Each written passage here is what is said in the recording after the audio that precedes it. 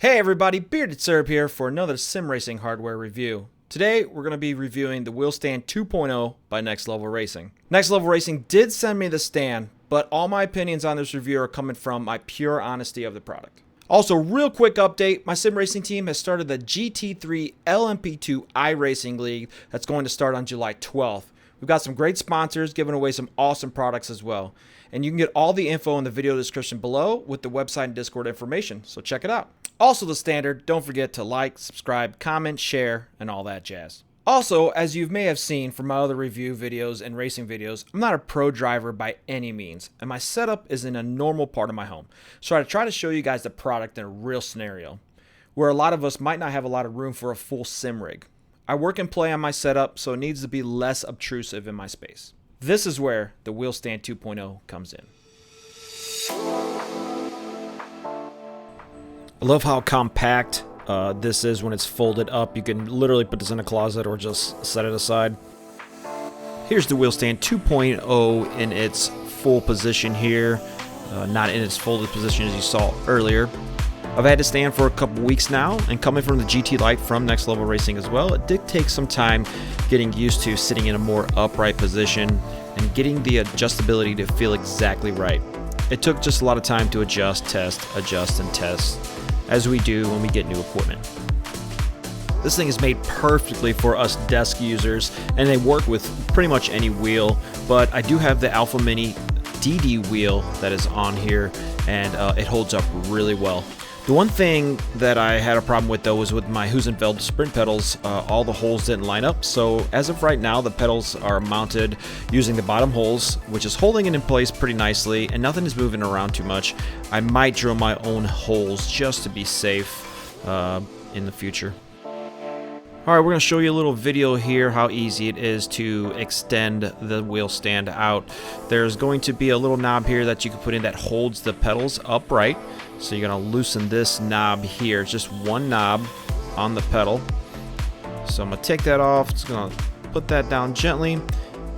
And then there's going to be two more knobs on each side. You just loosen these guys up. You don't have to take them completely out. They just loosen out. And you're going to gently pull it out like that, and you're ready to go. All the adjustability kind of stays where you have it. You just need to tighten these bad boys up so it doesn't move around on you, and you're good to go. So the knob that you took off on the side that was holding the pedals upright, you're going to take this knob and then you're going to secure the pedals in place. I've actually put it in the hole correctly there. Tighten this guy up, and now nothing's going to move on you. Super easy to extend the stand in its fully upright and locked position. Alright, let's show some of the adjustability points on the Wheel Stand 2.0. There's going to be 4 bolts here on each side of the bottom here. You just loosen these guys up, and then you can adjust the height of the wheel itself, so you can raise it and lower it. It has a lot of adjustability there, so you can really raise it or lower it depending on your size and your height and what's comfortable for you. We'll fast forward through this.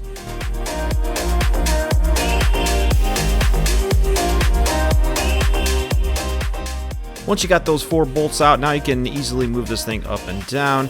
Okay, maybe not easy. It's a really rigid wheel stand, so you just got to find the points that you want, which also can take a little maneuvering, a little bump, you know, and shake to get in there, but then you just put these back in and then you're good to go.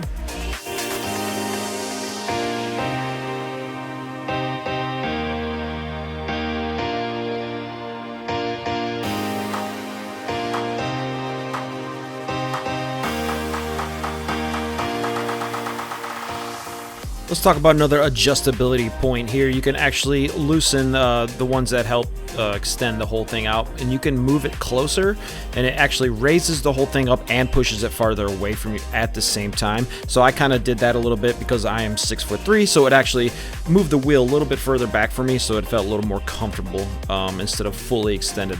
But it does have multiple adjustability points for height and distance. Alright, let's take a look at how to change the angle of the wheelbase. You're just going to take these 2 Allen screws out on each side of the wheel, as you can see here. Once you have these completely out, then you can just grab your wheel, grab the base, whatever, move it up and down to where you feel comfortable, and tighten them back in. Pretty easy.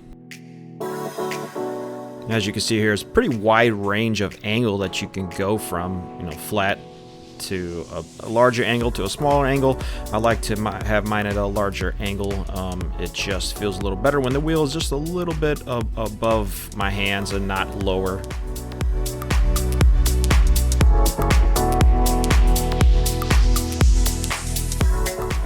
Alright, let's talk about it. A pretty important thing here is where your pedal placement is going to be. You can just unscrew the 2 bolts here on each side, just like you would on the wheel base itself when you're able to angle it.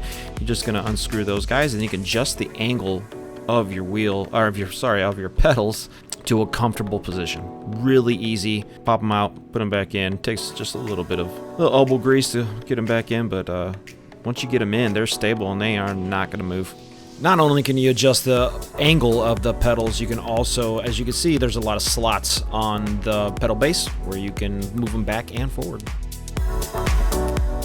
Let's just talk real quickly. You can also adjust the angle of the shifter plate on the right side, and this can go on the left side as well.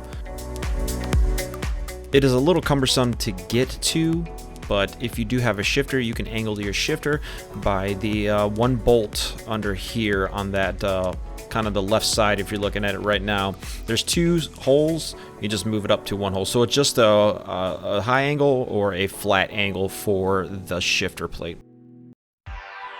Let's talk about probably the best feature of this wheel stand is going to be the cradle plate for your office chair. Slide these guys in, and it has some adjustability points. You can actually move it a little closer. I was dumb and had it really close, so the wheel was sitting at my chest. Figured out that I can actually move this back and forth like a dummy, so this is a really nice feature. The chair does sit in place really well.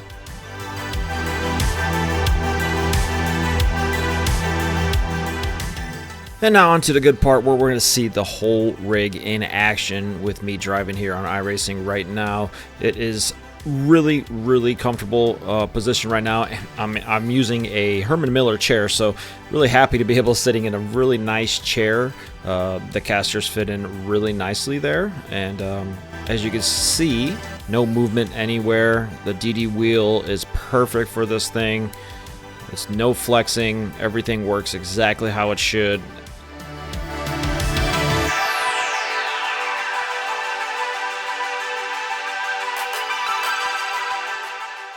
Here's a good view of the whole stand with the Herman Miller chair into the cradle. You can see there's nothing moving. It's really rigid. They made it correct for a good wheel stand. I'll give them that. We're going to talk about it a little more here in the pros and cons just in a minute, but one big pro of this wheel stand is it is compatible with all of the Next Level Racing ecosystem, so you can get that GT seat add-on wheel to this bad boy, and I think that's going to make this into a pure simulator cockpit where it's going to feel really nice and rigid, just like a really high-end simulator would. Now that you guys got a view of the product in general, we're going to talk about some of the pros and cons about this. We'll start with the cons. For me, it's just a little bit too upright. I'm used to the GT Lite by Next Level Racing, which is more of a racing position, so it took me some time to get used to it. But overall, just a little too upright. I think with the GT seat add-on, it's going to give you that more racing position. It's going to be a lot more comfortable. It is really heavy and bulky to move around. I wish they would have included some casters. I think it would have been way easier to be able to move that thing. But if you look at the bottom of the rig, it's just a standard caster screw in, so I don't think it'll be a problem to put some casters in. Another big gripe, and I think most of the manufacturers do this, there's no cable management. I wish they would just have some sort of clip with a Velcro strap on it where you could just go down the side of it, strap it up, good to go. Because if you saw in my video, there's a ton of just wire bumbled mess there, and it just gets a little ugly if you care about cable management that much. And the last con here is on my Heusinkveld sprint pedals, there wasn't another hole for the front part of the pedals, or the back part actually. It just didn't line up with the pedal plate. So I have the 2 screws into the front part, so it doesn't lift up when you're braking. It's not making a big difference for me. I stuttered there. I get it. It's not making a big difference. It's not moving around, so it's working fine. But I think they should have included more holes for other manufacturers. I think they just left out Heusinkveld for those, and I think the Heusinkveld Sprints a lot more people are using nowadays. Let's move on to the pros. First things first, the adjustability for any size person, really.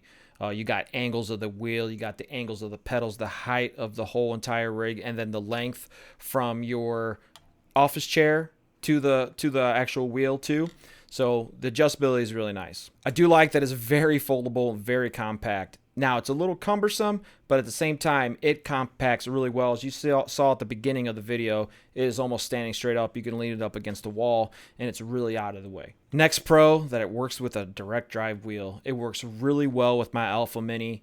There's no flex. It is a great stand for the DD wheels and for a higher pressure brake pedal like the Heusinkveld Sprints. Another pro, being able to sit in a comfy office chair. I've got the Herman Miller, really comfortable chair, fits in there real nice. Just lower these guys here, boom, you're in, and now you're sitting in a comfortable chair. You don't have to worry about comfortability issues when it comes to sim rig. Price point right now at $249 US. It's really a steal for how rigid and the quality of the product is. I don't think they slacked on that part. I think they did a really good job. The next pro is fully compatible with the next level racing ecosystem.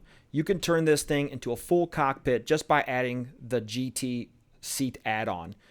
There's just a couple screws in it, goes right in. I think it's going to be great. I'm hoping to be able to get that product and review that as well, because I think that's going to be a game changer for this, turning this into a foldable cockpit and then turning it into a full-blown cockpit into a static area in your home. It does come with a lot of screws to use with your wheels and pedals, so you don't have to worry about have to go buy more screws or anything like that. It came with a ton of stuff. So now that we talked about the pros and cons, my overall view of this product, it's really nice.